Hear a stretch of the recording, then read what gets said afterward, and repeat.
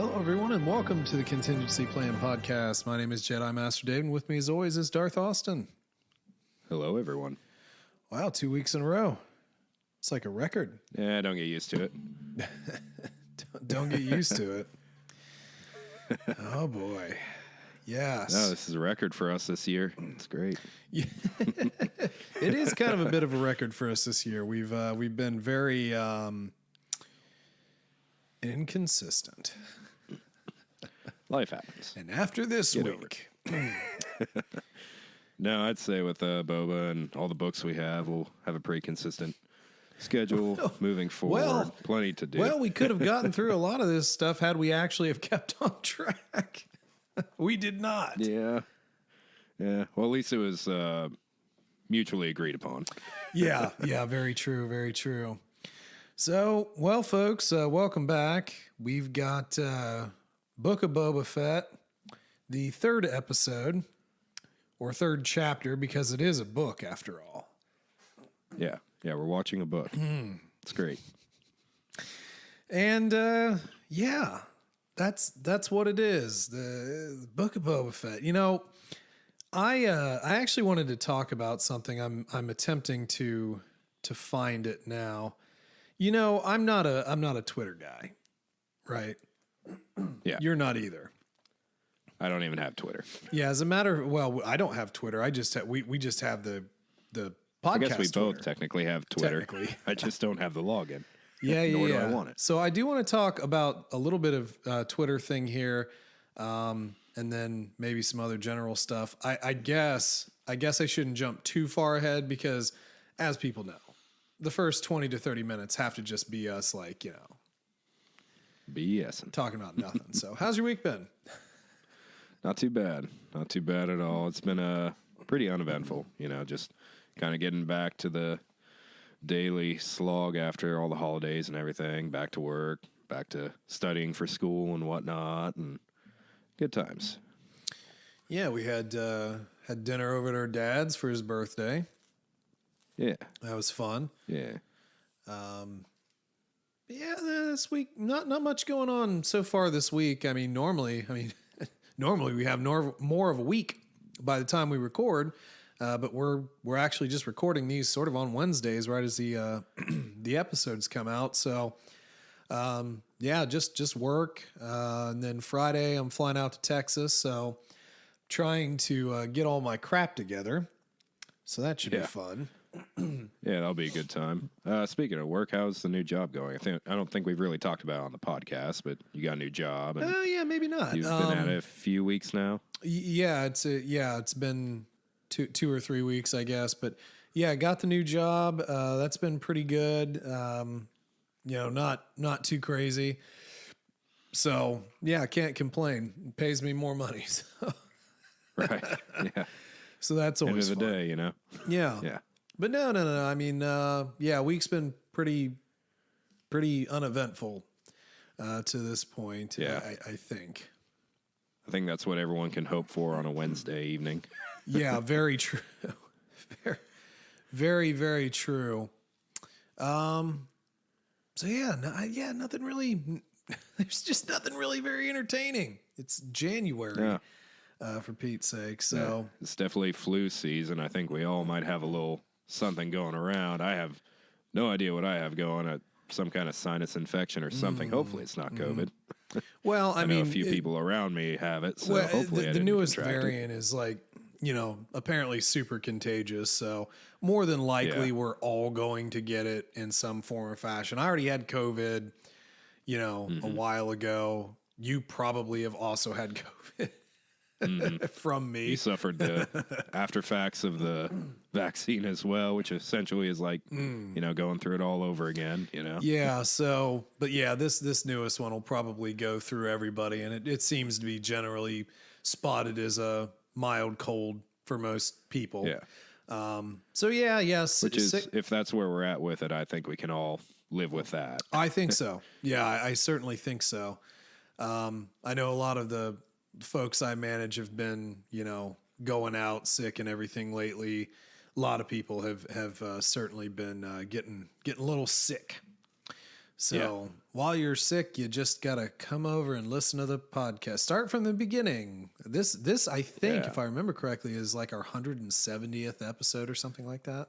Which actually... hopefully you're not sick long enough to finish all of them. Yeah, that's actually not technically true. It's 170 episodes of the main show. That doesn't include the mini comic episodes I used to do. So I don't remember how many of those I did. Plus the one perfect solo review that we never got to actually upload. Yeah, but we did a podcast on it, though. We did the audio, I think. We did. I just remember us having like this massive, like 2-3 hour video that was gold that we could. Yeah, I ran out of memory on the memory card because I didn't erase everything properly. Yeah, it's good stuff.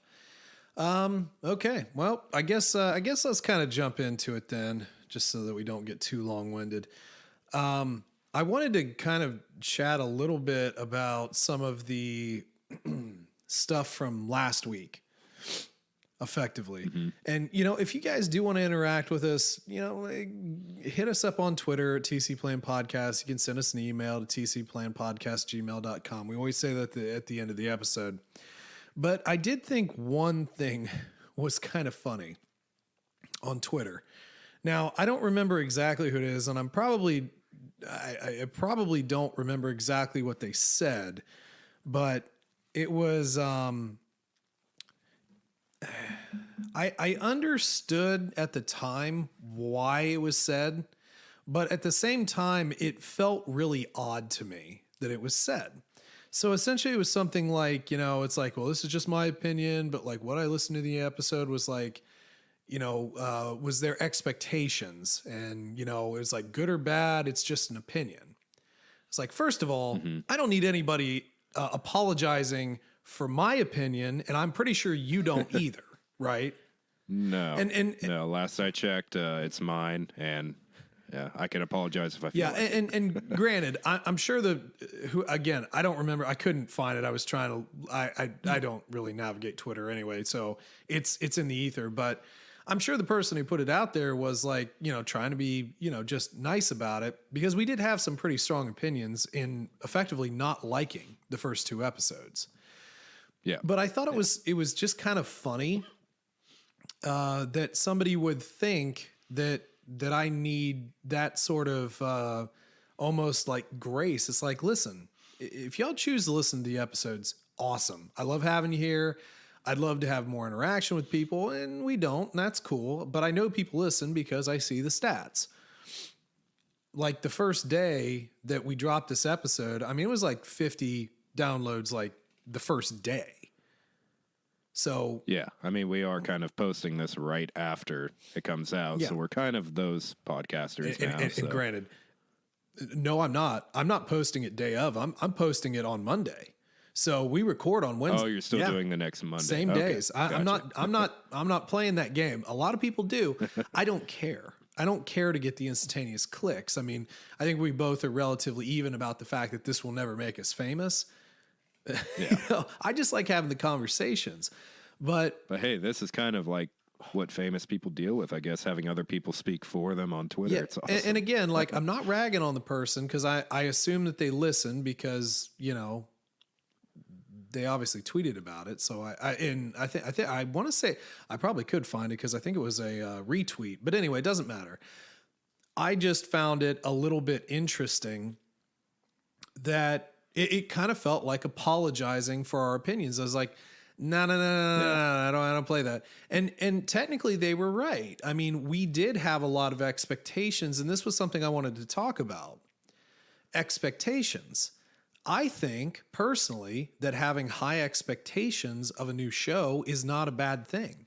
Personally, I think that it's what we should be doing. We should be holding television in general right now to a higher standard because there's so much garbage television out there, and movies too.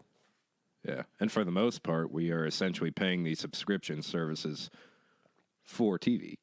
I mean, there's not a lot of people who buy subscription-based services. Like, who's really buying Netflix for the movies anymore? Honestly. And Disney, I mean, we have Disney Plus because of Star Wars. So that, granted, there are other good things on Disney Plus, but Star Wars has to carry the entire load for us to make that payment. Ultimately, so, yeah. And what other option is there to expect everything to be crap? I mean, I'm not the most positive person in the world, but that sounds like a horrible way to live my life if I hear news about something and I instantaneously want it or expect it to be garbage. Yeah. I mean, I expect KOTOR's remake to be absolutely amazing. I expect Kenobi to be something that is, stellar, something that'll blow us away and really tug at our heartstrings as longtime fans. I don't see why Boba should be any different. Well, and the thing is like, I don't think we openly hate anything. No. But the first 2 episodes were not particularly enjoyable to watch. I mean, there were some good parts about it. I still don't like the whole Vision Quest thing. I thought that is like such a cliche for Hollywood to do, especially considering how much it was overused in spaghetti westerns and that sort of stuff, which has negative connotations to it. It's not being woke. It's just a reality. And I think that, again, as I said, probably 25,000 times, I wanted this show to be a gangster movie, not a Western movie. Mandalorian is a Western with like, it does it well. It's like a samurai Western. But this, I wanted to be its own thing. I didn't want Mandalorian season 3, like colon or / the Book of Boba Fett. I wanted the Book of Boba Fett to be effectively Godfather 2, which I will talk more about here in a second after you talk. Yeah, and what we ended up getting was Last Samurai, apparently. Well, what was my analogy? It was something mixed with Last Samurai. What was The Last of the Mohicans? Oh, that's right. Yes. Yeah, the last. No. Dances with Wolves. No, Dances with Wolves. It was Dances with Wolves mixed with The Last Samurai. Yeah, that's what it was. And again, like, I'm glad people enjoyed it because there were quite a few people that enjoyed it. There were some people that were making some pretty stupendous claims like, this is the best ever. It's like, yikes for me, man. I don't know about that, but it's fine. This is your best, then. Yeah, I mean, expectations for next season of Mando are going to be freaking so high it'll wind up in the gutter. But yeah, I mean, I thought about it a little bit more, and what I really wanted was Godfather 2. I loved. It was my favorite one. I mean, the first one was so good. The third one, not so bueno. But Godfather Part 2 was such a good movie. And you know what? Masterpiece. They handled flashbacks amazingly because half of the movie was explaining Vito Corleone's life, how he became the Godfather. And you actually wanted to know it. I don't want to know a ton about Boba's interaction with Tuskens. I don't know why. Yeah. As a fan, I feel like I should probably care more. But at the same time, there's a lot of parts of Star Wars I don't care about. Sure. I didn't care about the Mandalorians for the longest time. Not necessarily because I don't like Mandalorians. It's that, one, it's a lot to get into, and two, it just didn't seem relevant until Mandalorian came out. Sure. Because all we really dealt with was Boba Fett and Jango, so I didn't care. Right. Now I do, and maybe someday I'll care about Tuskens, but it's not today, and it's clearly not going to be from Boba Fett because we're done with that. Yeah, for sure. But like, again, when you had these flashbacks for Vito Corleone's life in The Godfather 2, you saw him coming to America as a child, growing up. I need to rewatch that. I was actually thinking about doing it today, but I didn't have any time at all to do it. That's a big commitment. Well, they are. They're long. But the whole thing is... It's like rewatching Lord of the Rings. True. But he didn't start off being a gangster. He worked in a shop. He was just a regular person, and extraordinary events kind of happened. He meets his friends, and then he starts to build his empire, so to speak, through different acts. And I want to break this down for you because I thought it was the smartest thing I ever came up with, which is not true. How how we fixed the sequel trilogy was the best episode we ever did. That was smart. Anyway. Yes. So in the movie, he's older, he's married. I think they were in the process of having like their first kid. And then I don't remember all the names, but the one friend like basically drops a sack of guns in his window. It's like, hey, hide these. And then they become friends. And then they, the shopkeeper's son was his other friend that got garroted on Michael's orders. So anyway, the whole thing is that he got kind of pushed into it. So in order to start assuming power, he made the decision and he started to try and assume the territory, assume some power. So what does he do? He goes and assassinates the kind of underboss. You remember that? He went to his apartment during the festival and he caps him a couple times in the hallway and then like breaks his gun up and throws it in a bunch of different chimneys. It's like, oh, it's Christmas. I got a barrel. Yay. It wasn't Christmas. But anyway. So then later on, they actually go to Sicily and he and his friends assassinate the Don in Sicily. They killed him in his own little house and they took over the olive oil trade. So the import-export thing. So they were importing the olive oil and then obviously other things, but he started off with a good.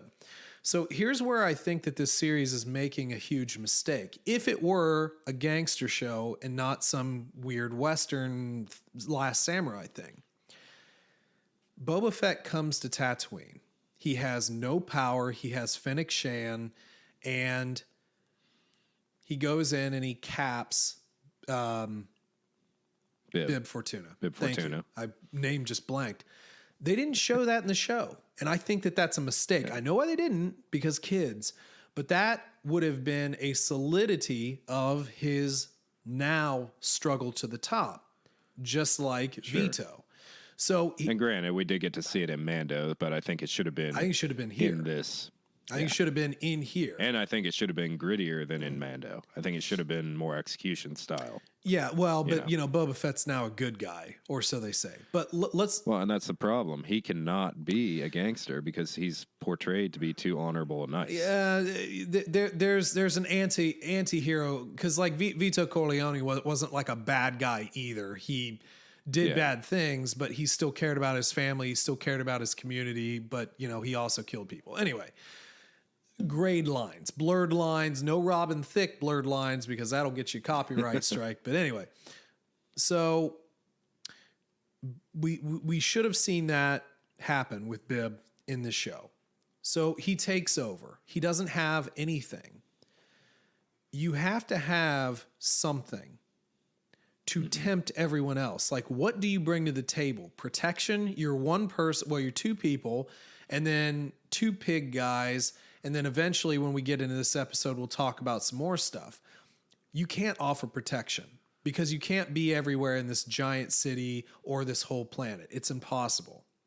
So what else do you offer? You offer nothing. You don't bring credits, something valuable, or what my idea was when I was thinking about it earlier.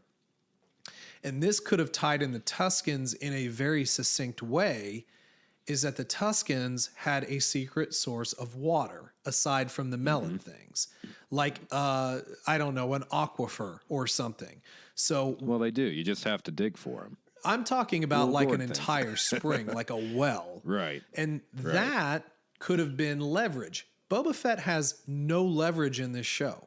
I mean, and we see it pointed out in this episode. We'll get to it, but like he has zero leverage. He has nothing to offer aside from the fact that he's coming in.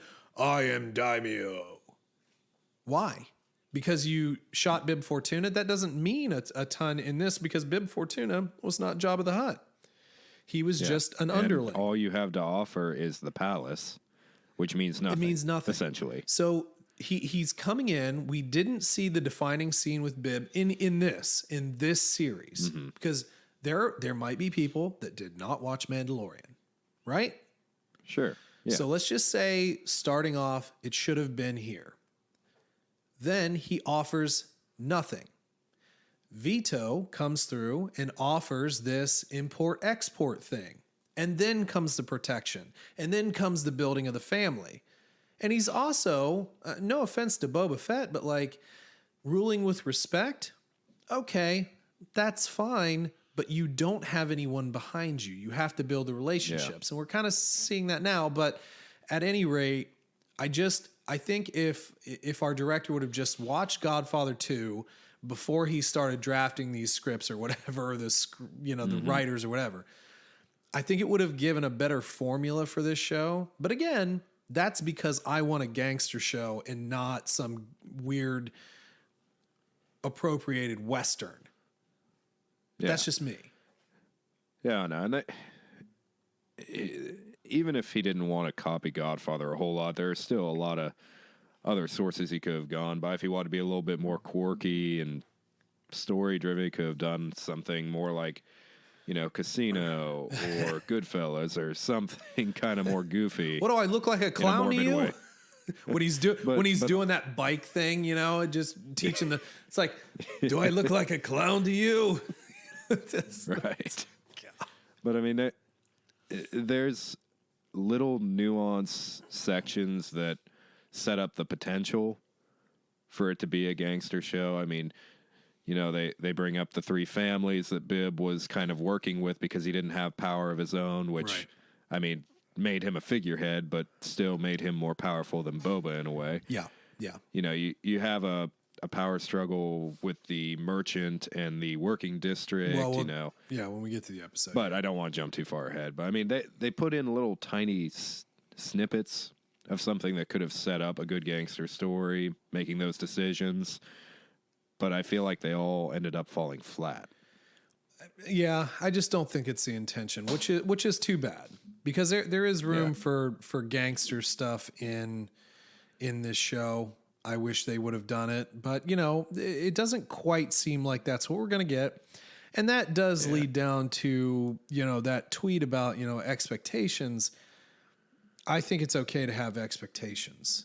And I don't think we're unfairly judging this show. I think we're judging it for what it is and what it's not. And, like I said, the first two episodes, I was just not a huge fan of. I'm glad people are. I just, it didn't give me anything interesting to really chew. Yeah.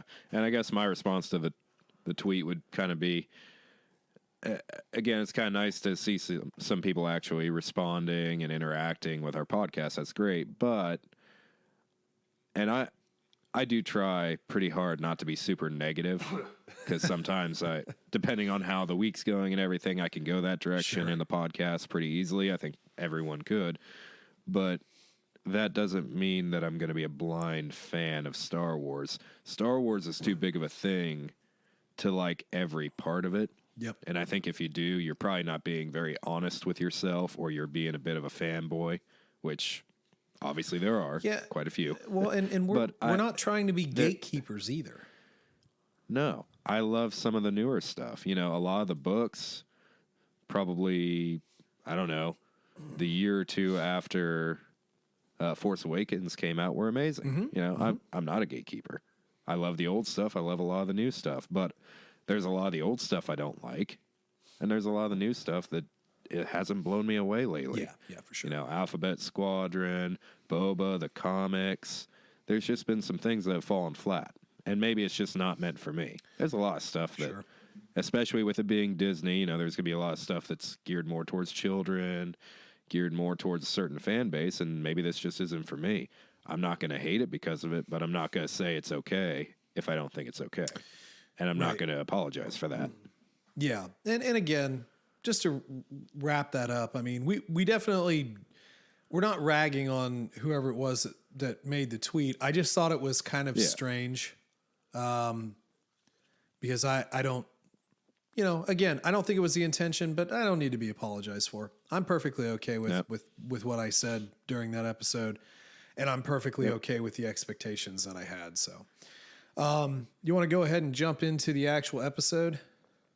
Yeah. 38-minute runtime, down from 52 the week before. Yeah. Ridiculous. But it seemed like there was so much more than last week. Yeah, and I think just an upfront sort of thing. One, I actually enjoyed this episode a lot more. However, there is one thing that I do because it's immediate. We see it part of that right in the beginning of the episode with the brain spider. So I also participate in These Are the Voyages. It's a Star Trek podcast with my friend Chase. And one of the things that we've seen in a lot of the new Star Trek shows is this: how much Star Trek can we put in one episode? How many little things can we knock into here? And I got to be honest, I've never been a fan of that, because you're almost trying to bank so much on Easter eggs that you're not participating enough in your own plot line. And that's been the problem with a couple of the Star Trek shows. In this, I noticed it throughout, little things like, when we're doing that chase scene, there's like a pit droid, and there's the protocol droid, the silver protocol droid. And they're trying. We have an astromech. We have that little droid that like carries the cart around. And, so there is a lot of that kind of thing in here. And I'm not saying I hate it. I'm just saying that kind of thing gets old for me really quick, because I am fairly observant. I do observe a lot, but I'm not an Easter egg picker. I don't necessarily do that all that much. I know a lot of people love it. I'm just not big. It's really dumb. It's really small. Just wanted to point that out.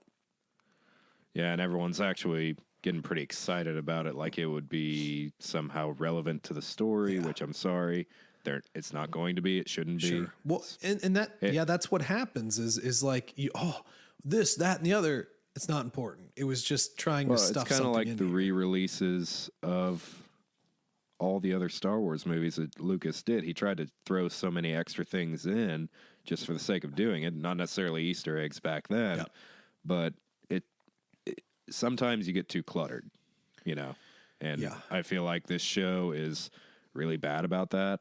Can be. I mean, I can ignore a lot of them, but it is odd. For sure. So anyway, from the plot point there, we sort of hone in on our droid here, kind of explaining the lay of the land to Boba and Fennec. The three ruling families, that sort of thing. And I did actually kind of like the little back and forth with Boba and the droid here. It's like, I didn't want to upset you. And then he was fine. Boba had finally said, it's like, well, that does upset me, just kind of in a joking way. So I thought the dialogue was pretty good there. Easter eggs. I do actually like this droid. He is voiced by a pretty famous actor, and I do enjoy these segments. He's got a little bit of wit. Yeah. I do appreciate it. Yep. Well, then we get, what was his name? The character's name. I pulled up Lortha Pell or Peel, played by Stephen Root, who was the stapler guy in Office Space. He's kind of like the water utility, something like basically. that. And he is complaining to Boba about some darn rascals are taking my water and not paying me for my water. And they're like, they replace their parts with droid parts, and they're half droid people. More machine than man. More machine than man. Yes. So yeah, he's saying he's dealing with a little bit of a street gang, and he's such a greasy guy. He kept saying it's like, I was insulted for you. Yeah. Right. And then he offers to pay double tribute if he resolves this. Like, have you even paid tribute yet? I bet you haven't. Yeah, exactly. So we get pretty quickly, we get the confrontation between Boba and these 4 street urchins. Yeah. Let's see here. Oh, Matt Berry is the droid. Oh, okay. Yeah, I do know who you're talking about. Okay. Yeah. Okay. Yeah. Voice of the droid. So we have Drash Scad. Who are the other 2?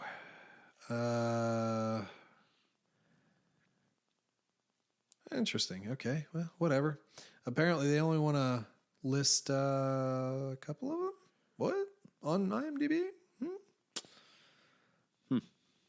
That's odd. Okay. That's maybe...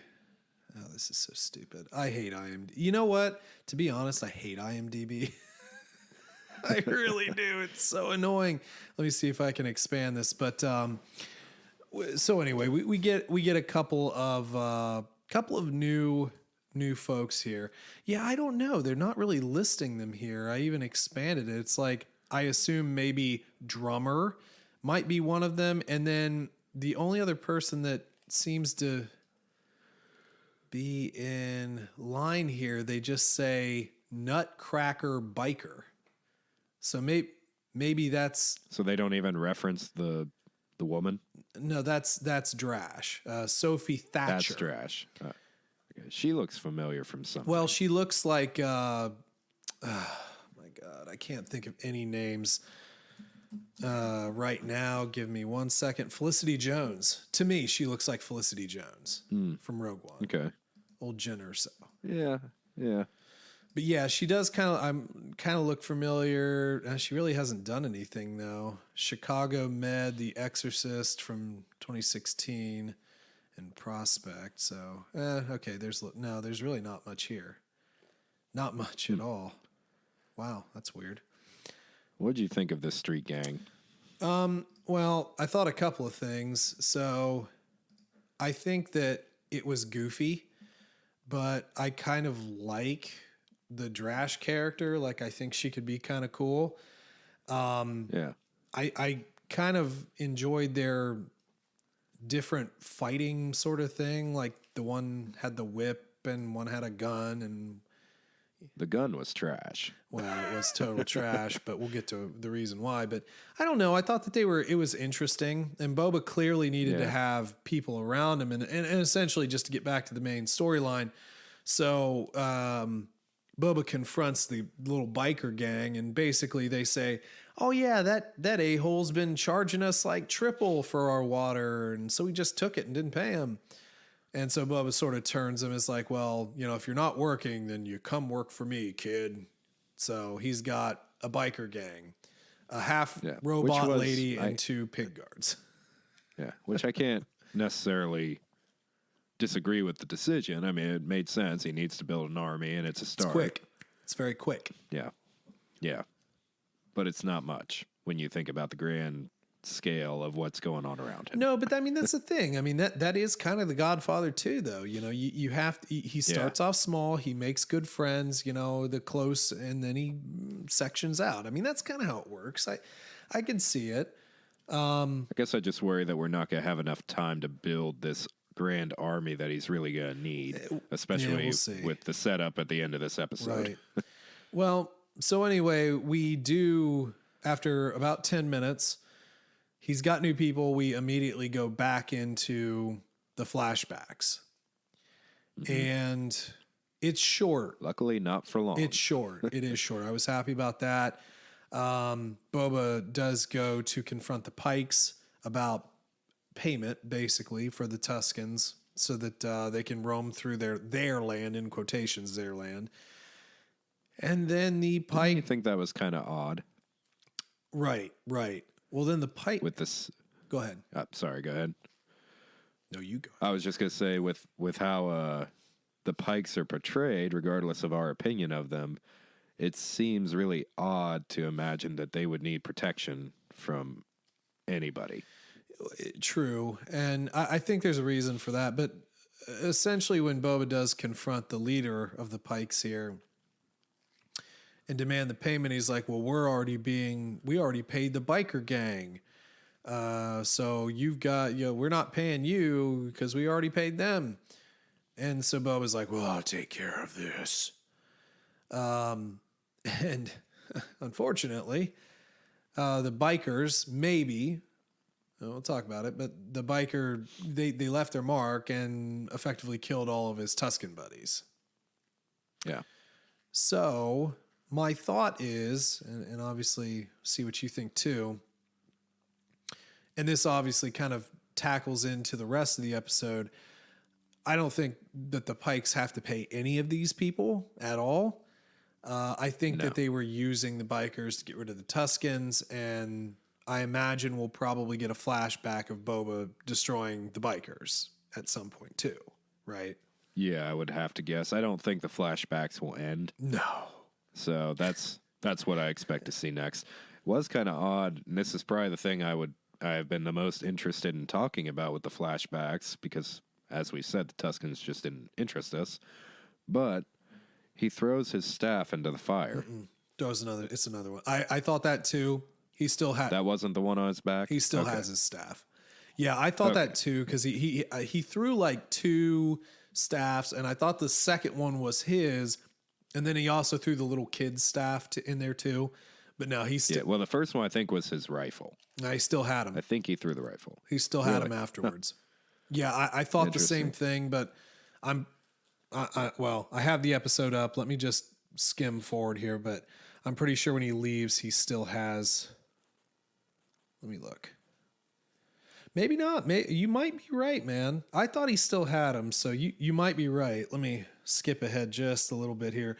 We normally like to keep the episodes up when we record just for reference. I think you're right. Actually, you know what? I think my first instinct and your watch through was right. I think he did. I think that he destroyed them both. Yeah. So I think you're right. Well, it's odd because there was almost a second of hesitation throwing that staff in the fire. But now that I look at it again, that's not the one from Mandalorian anyway, because he didn't have the spike, the little stabby end. True.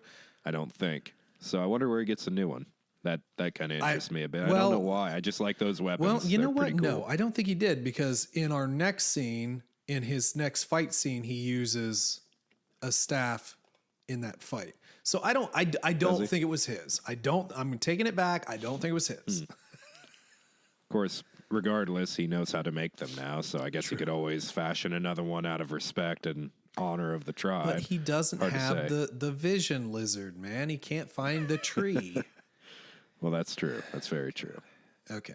Anyway, so we move on here. Boba is forcibly taken out of his bacta tank by old Black K. Oh, BK. The big BK, Wookiee BK. Himself, and actually kind of really cool. So Black Chrysanthemum. I always say chrysanthemum because I'm ridiculous. The actor, Carrie Jones. Carrie Jones. What has Carrie Jones done? Oh, okay. He's done a lot. Okay. A lot.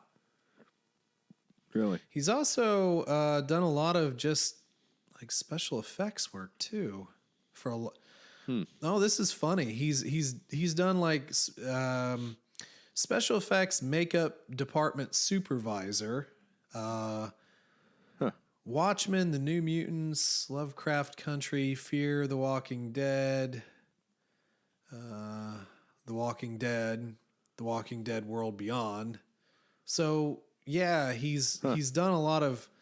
It seems more like crew work. Has he done? Does he have acting credits? Not really. A couple. Creep Show, TV series. Oh, he was on the Orville. I wonder if he worked on the Wookiee costume. I would have to assume. So because I do have to say it's a really well done. Oh, it's sick. It's pretty awesome. Yeah, it's super good. So he's done quite a bit. But again, it mainly seems to be like supervisory and or makeup, special effects, that sort of stuff. And some big oh geez, there's more like Legion, Preacher, Twin Peaks. Wow. True Detective, a lot of TV, The Lone Survivor, Shop Supervisor. So okay. I mean, he's done a lot. Huh. Yeah, a lot. So well, that's pretty cool. Did some special effects in Predators. Very cool. Okay. Anyway, I wanted to look him up after I saw him. So yeah. I thought that the fight scene here was pretty cool. and this was what I was kind of talking about. Your biker gang kind of comes in to help Boba, and they all sort of have their own weapons. Kind of got like a knife, a whip, an electric whip, a gun. Yeah. You know? A gun that I'm going to Shoot him in the shoulder. aim at. He hits his armor, his very minimal armor every time, and that was just amazing to me. Yeah. It was kind of funny that I liked the fight, but at the same time, and I've heard some other people complain about it, it was almost like a World of Warcraft, like turn-based fight. Like no one bum rushes the giant Wookiee. Well, but you know, that could kind of be explained in different ways. I mean, Wookiees are like, they're dangerous. I mean, they're a lot stronger than humans. They're just kind of a bit ridiculous when you think about it. So you could possibly say they're kind of like measuring. And then really when you think about it, like Boba buried that staff like in his back. And what was her name? Drash, our female biker with a robotic arm. Stabs him in the side. Yeah, Drash. She stabs him like in what you would think would be a critical part. You know? Yeah, and he brushes off pretty much almost every single attack, essentially. Even the back of the leg stab that would have dropped anyone to their knees, realistically. Yeah, and that was the only thing. It's like it's a little bit of, you know, unrealisticness. Yeah. But of course, there again, it's almost so unrealistic they didn't break Boba's back. Well, yeah, if you turn on the subtitles, it does say bones crunching. Yeah. So anyway, I really do like the costume. I think it's really cool. At the end of it, though, Fennec finally shows up and throws him into the Rancor pit. Did you think for a second we were kind of going to get like a solo setup where he's the new Rancor? Yeah. That would have been pretty sick. That would have been kind of fun. But not exactly what happened. So anyway, then we have... This is where we kind of get a little Godfather-y. So we have Fennec and Boba eating. He's like, I have to send a message. I think you've already sent a message. And it kind of was reminiscent a bit of what was the oldest brother's name in the first Godfather? The one who was killed because he was a hothead. Yeah. I can find it.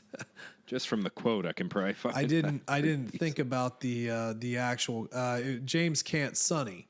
Yeah, so James Caan was the actor. Sonny, yeah. So Sonny, you know, he was all about this like retaliation. We got to send a message. We got to send a message, and that's kind of where I started connecting a bit more because like, you need to send a bloody message.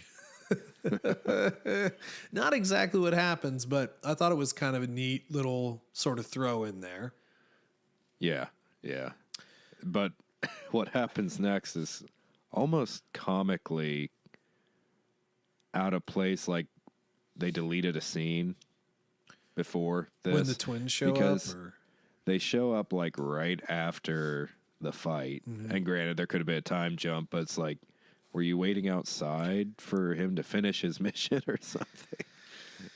And then they just straight up say like, well, yeah, we wanted him to kill you, and we're sorry about that. Here's a Rancor. Well, they also say that somebody has claimed the territory. Effectively, they were saying that the mayor had kind of already sold off the territory to someone else. Right. And so they were kind of like, we're leaving. We're going back to Nalhutta. You do your thing, but we recommend you leave too.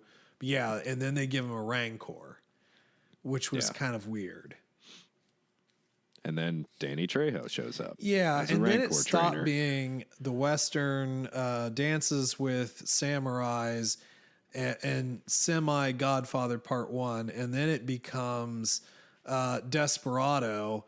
And here's Danny Trejo just showing up, and Boba's gonna whip out his la guitarra, you know, and just start like shooting up people left and right with like the blaster in his suitcase or something. I love Desperado. I do love that movie a lot. It's one of my favorite movies. Yeah. But anyway, Danny Trejo, that guy has a very weird and violent past. Yes. I'm pretty sure he was in prison for like actual prison. But he's a weird actor, all in all, honestly. Very versatile. Well, yeah, he can be scary or he can be goofy. Like really goofy. It was funny to see him show up. It was really kind of interesting to see him show up here. And presumably he's here to stay, maybe for a few episodes. I don't know, because ultimately he is the Rancor's trainer, wrangler, I guess you'd call him. He's imprinted on it. The Wrangler. Let's see. Let's see if there's any information. If he has any. Wow. Holy crap. If you look at his IMDb, it is like, oh, it's ridiculous. No. It's massive. It's like all this stuff that is in like post and pre-production. There's like 20 things that are Currently? coming up with him in it. And I'm sure it's like, it might be small stuff or whatever. It doesn't matter. But like he's got so many projects right now. You have to like scroll down. Jeez. So I know they're a little bit more tight-lipped about this, but they, sometimes they throw in here, like if he's in multiple episodes, they only have him listed for the one, but it could be different. I think we'll see him again. I would assume so. What'd you think of the Rancor scene after this great debacle with the Hutts? Well, which, by the way, real quick, we talked about this last episode, that it was weird to see two Hutts on the same transport. Mm-hmm. Are they conjoined? Because I think they are. I don't think so. If you look at them, it kind of looks like they are. Maybe. Or maybe they're just set in a weird way. Anyway, but getting to the Rancor scene. Well, there was an episode of, wasn't it Clone Wars, where they had like a nice Rancor? Like a young one? It was actually was it Bad Batch or Rebels? That they find a Rancor. It was Rebels. I think it was Clone Wars. Was it Clone Wars? I think Bad Batch had a nice Rancor baby too. I'm going to try and look it up here. See if I can. Oh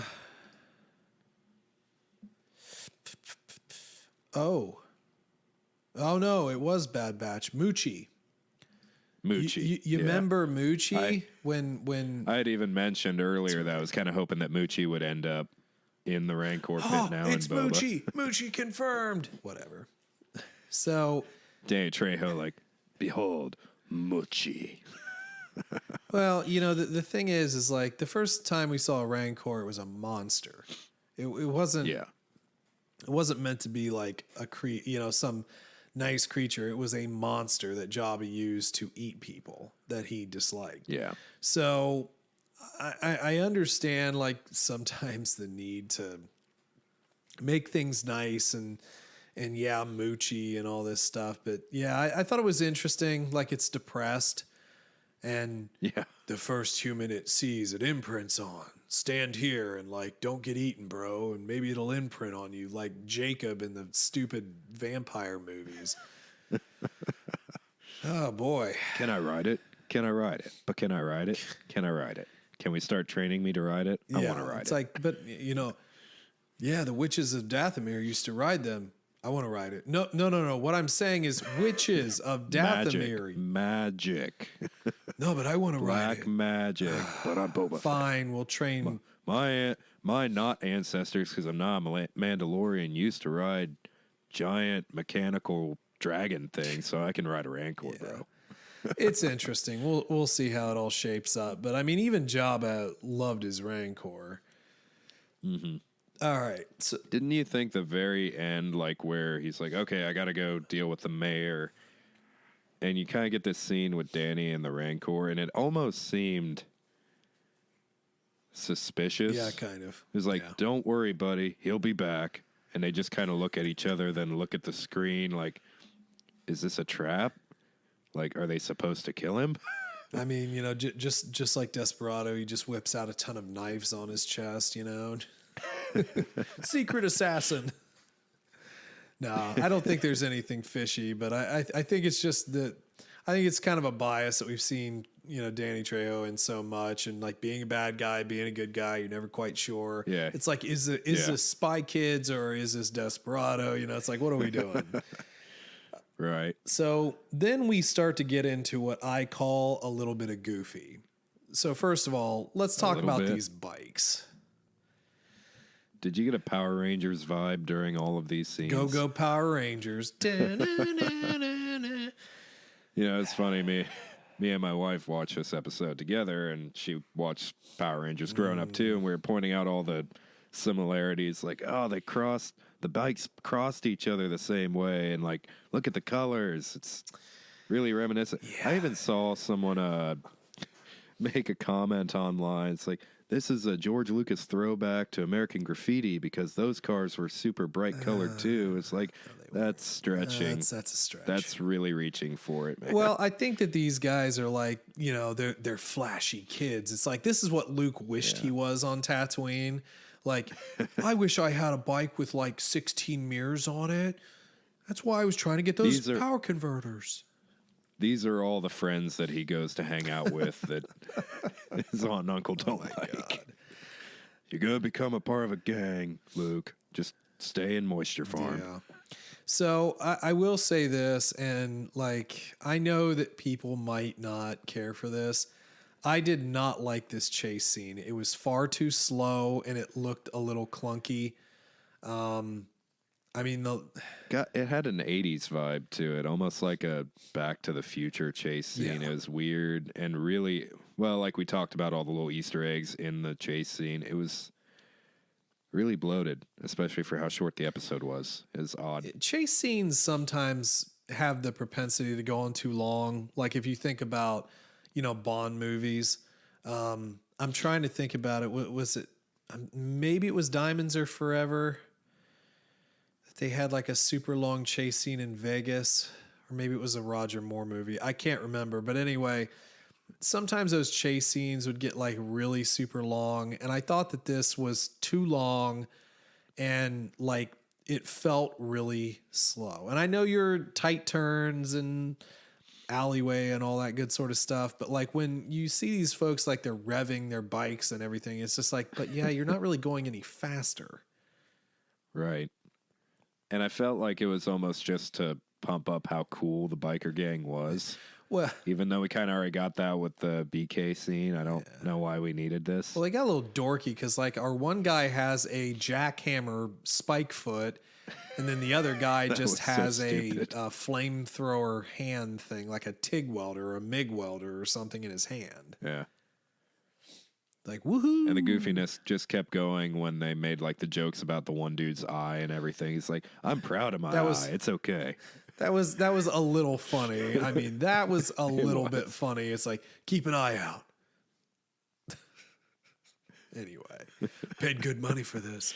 So anyway, Drash does wind up finally ending this scene. Dropping her bike effectively on our administrator's speeder and causing him to crash.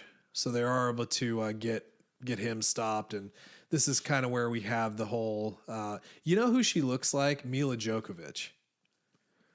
Yes, yeah, I agree with that. She looks, Oh, dude, you talk about an insanely attractive woman. Mila Djokovic. The entire reason that there are 6 Resident Evil movies. Boy, Fifth Element. I mean, she's a talented actress too. But like, I don't know. There's something about her, and then the other guy with the eye. Let me look up his name. Scad. So Drash and Scad, which sort of seem to be the leaders of the little gang, and the other two are just ancillary. Scad's pretty cool. Yeah, I think like the look of his design. I mean, his jackhammer foot is a little weird. Like, I feel like he's gonna go gadget himself at some point and start boinging around. Yeah. It's funny looking at these guys. It's almost like Disney was just like, What's popular?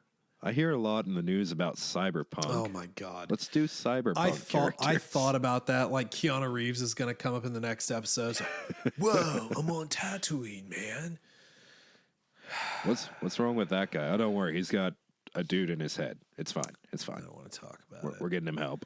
Let me just put it this way. I mean, I just didn't like the chase scene. I thought it felt a little clunky to me, and I know that, you know, we're trying to be a little bit more practical. But if you're going to do a chase scene, it needs to look fast, because if it doesn't look fast, it looks kind of lame. That's my only criticism of it. Yeah. But I will say, right after the chase scene, we got a really cool ship. The Pike ship is awesome. I think it's just a transport ship. I don't think it's even a Pike ship. And that's. But I think that's. Was it? I guess it wasn't. Yeah, the Pikes come off of that, but it's just transport. Yeah. But it was really well done. It was like they put some effort into it. It was cool, but it actually made me feel like the Pikes were a little lame because they couldn't come in with their own ship. Yeah. Yeah, I would agree with that. The Pikes are kind of like, honestly. It's kind of like power scaling when you talk about it. It's like there's some inconsistencies with the Pikes. Yeah. Everyone thinks they're so powerful. I don't see it. I don't think they are either. So anyway, Pikes are coming for war, and now we're going to suit up in our Go-Go Gadget Power Ranger outfits and get the Megazord ready, and then fight them Megazord style. Yeah. I love the other comment that Boba makes before the eye joke. It's like, are you sure it's the Pikes? It's like, I know Pikes when I see him. It's like, so does the entire galaxy. So does everyone in the world. Yes, in the galaxy, the universe. Yeah, everybody knows what a Pike looks like. And that's kind of where we cut it. That's where we end the episode. And I was actually kind of surprised. I kind of felt like they were going to try and fit a little bit more into it, but they didn't. So there we go. Yeah. Does it seem to you that like the whole Pike thing could be dealt with if we just get BK on our side?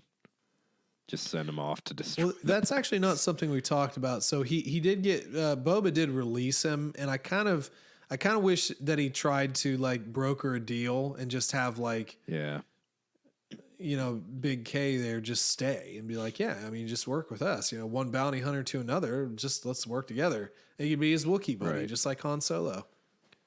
But one tie-in that we didn't think about in all this, everyone's talking Afra.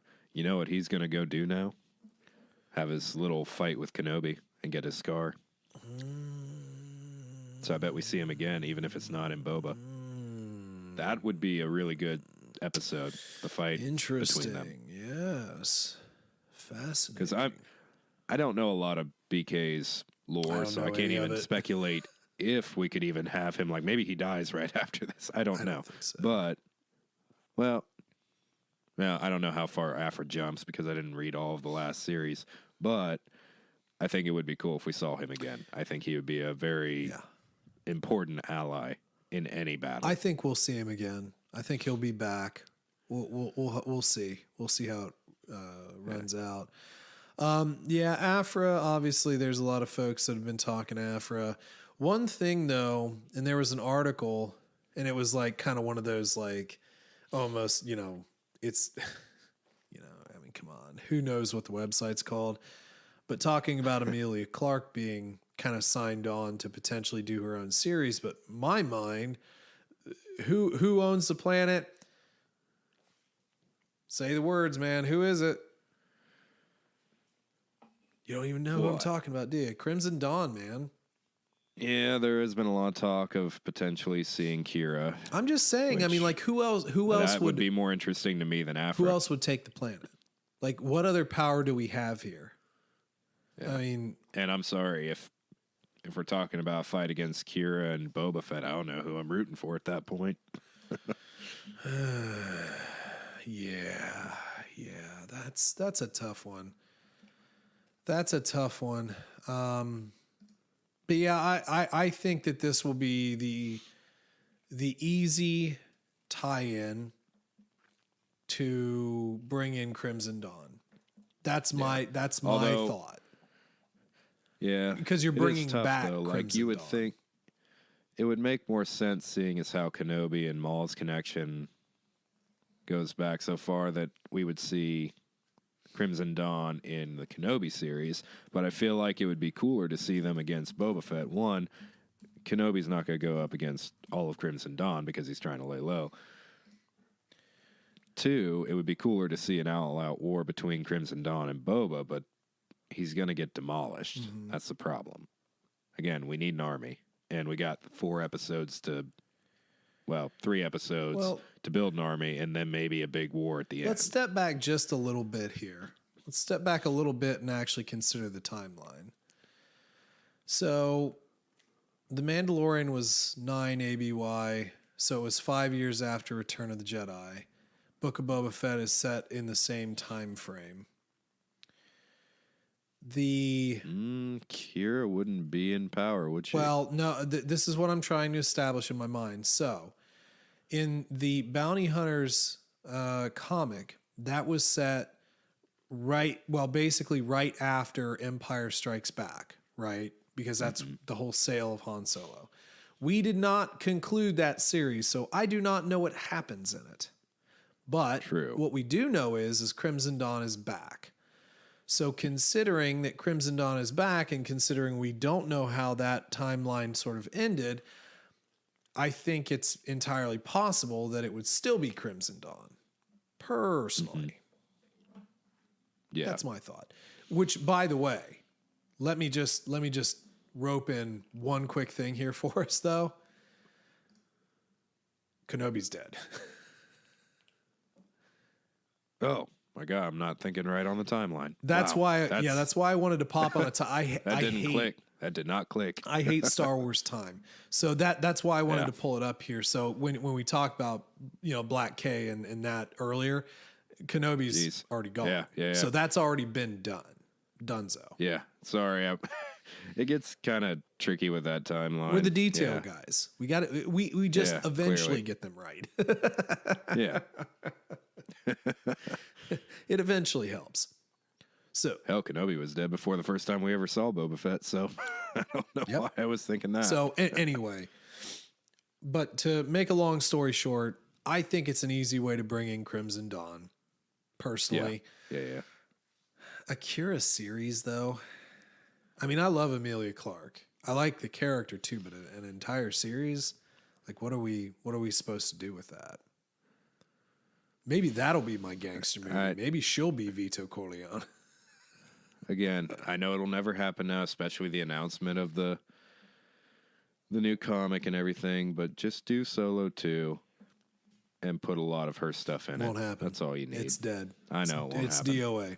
It'll never happen, which is sad, but it won't ever happen. But it would be a shame if we got a Kira series instead of it. Not necessarily instead of it. They're not that closely related, but it's kind of a slap to Alden Ehrenreich. I thought Alden Ehrenreich was a really good solo. Not a great solo, but a good solo. I liked it. I like Solo. And even if we didn't have another Solo movie, I still want to see him go on adventures with our new Lando.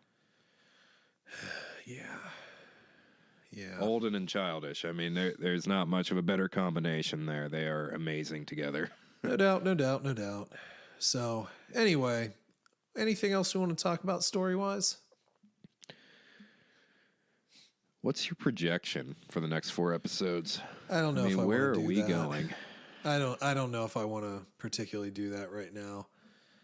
Because I don't know if I have a solid idea on that at the moment. I'm just not sure. I'm not sure right now. Okay. Maybe after next week. Maybe another episode or two. Yeah, maybe next week we can. I'll talk a little bit more about that. Next thing I want to bring up though is something that we've actually done on These Are the Voyages, and that is diving into the IMDb ratings. Okay. Sometimes they're kind of funny. I think this is actually where I see the majority of the largest concentration of ratings. So I'm not going to come back and think about what we gave other episodes ratings, but episode 1, the cumulative rating right now for episode 1 is a 7.5, And that is out of almost 10,000 submissions. Wow. Episode 2 has a higher rating of 8.5 with just under 8,000. 8.5. Yeah. So what do you think, without cheating, and let me go back in here. Without cheating, what do you think this episode is garnering right now? I would have to guess, based on all the hate it's getting on like YouTube and all the Star Wars YouTube personalities trashing it, I'm going to say like a 6.5 to 6.8. 7.1 is what it is. What it has so it's the right lowest now. lowest ranked episode With a little over 2,000. A little over 2,000 submissions. Most of them hovering in that. It's like 22.8% is a 7, 20.6% and an 8, and then the rest is scrambled. So, okay. Well, you ready to give our weird. ratings? It's funny. Go ahead. Well, it's funny because I was going to say that's the exact opposite of what I would do. I think it was the best episode. I think so too. Personally. Well, give it a rating then. What's your rating and why? I'm going to give it a 7.8. Okay. I thought it was a fairly good episode.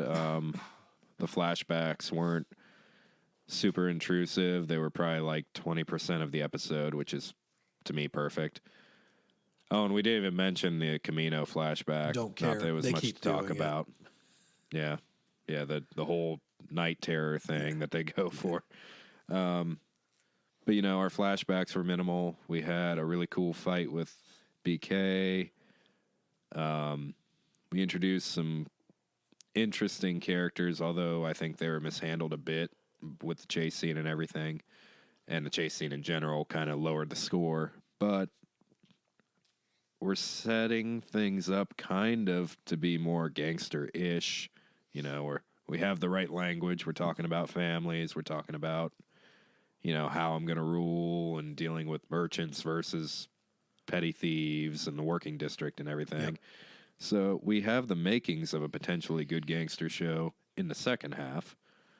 It has potential, and it's getting better. So I'm hopeful, and I thought it was all around it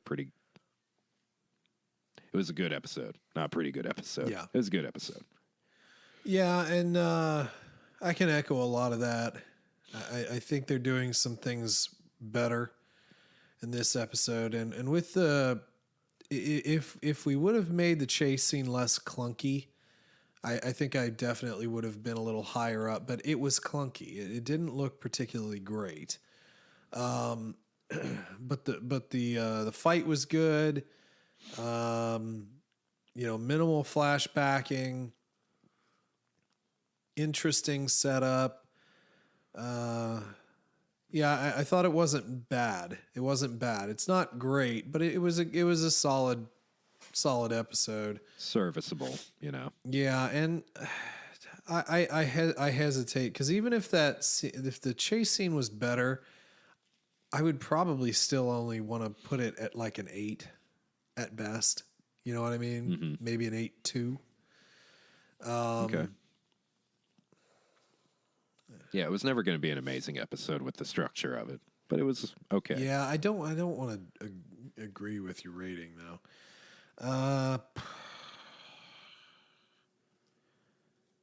I'm just gonna say 7.9 just to be different, and because it was also the first Right. the first episode Price that is right. that I actually really liked. So yeah, well I'll give it a 7.9. I almost gave it an 8, but again, that chase scene kind of ruined that for me. Another thing I didn't mention, I really think based on the length of it and how jarring of a transition it was, we should have had a scene between the BK fight and the hut scene.